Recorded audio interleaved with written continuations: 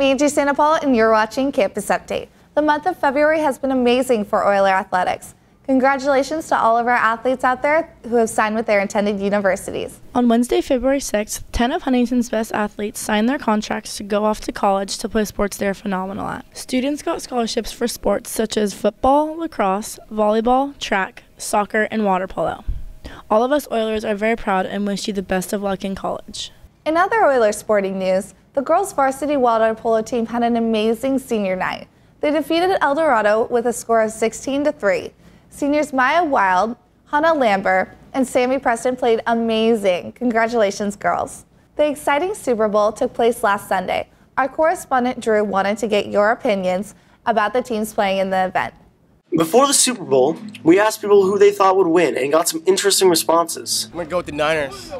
21-28. Colin Kaepernick's going to go all the way. I think San Francisco's going to win because of the quarterback. The boy can pass and run, in spite of the fact that he's all tatted out. I think the Ravens are going to win the Super Bowl. I have no idea who's playing. Defenses are about to push.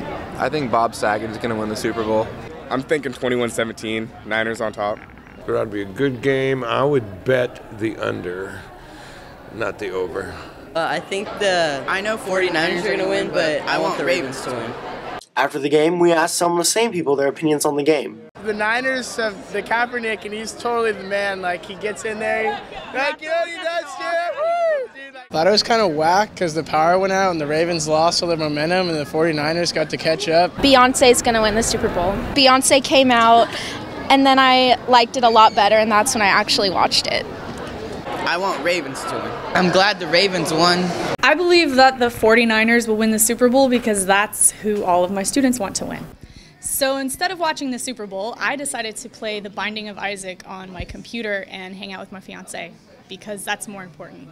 The Ravens are going all the way. Well, I thought Joe Flacco was just a super beast, and same with Jacoby Jones. And some of the people who we talked to were completely unintelligible. My Ravens, my big dog, Ray Lewis, he freaking clutched out. He clutched out. That's my dog. That's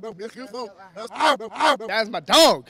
I have no idea who's playing. For those of you who didn't catch the Super Bowl, maybe you were playing video games. Here's James with your nerd word. This month is seeing the release of a number of new and exciting games.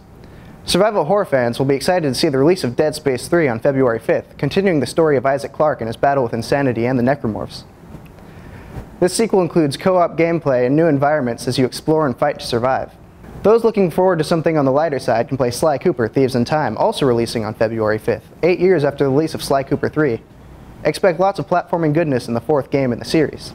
Those looking for a deeper experience can play Ni no Kuni: Wrath of the White Witch, a fantasy RPG finally released in the United States by the makers of Howl's Moving Castle, Princess Mononoke, and Spirited Away, as well as the studio behind Professor Layton series and White Knight Chronicles.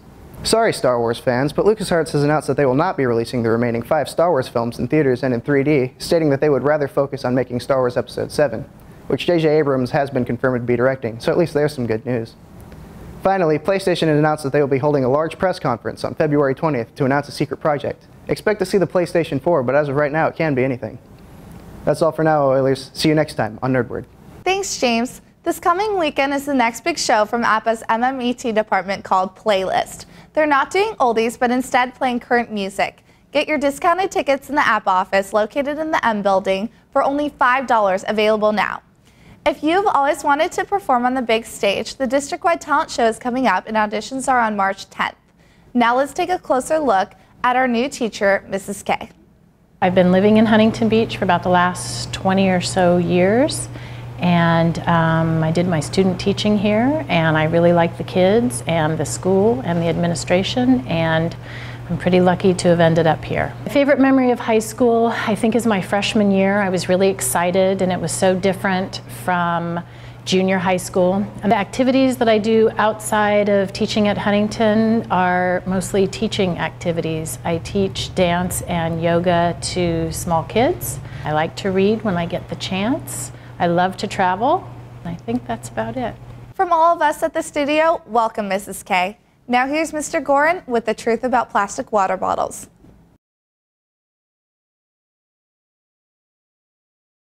One is the environmental impact.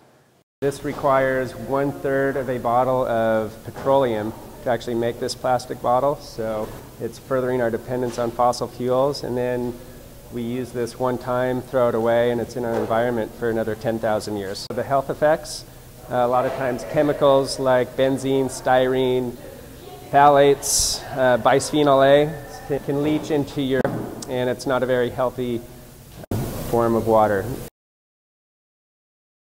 Trying to promote the use of reusable water bottles, trying to get people to stop using one-use plastic water bottles. We're working with a company, HDX, and they produce food-grade stainless steel water bottles, and they're going to provide it to us for cost.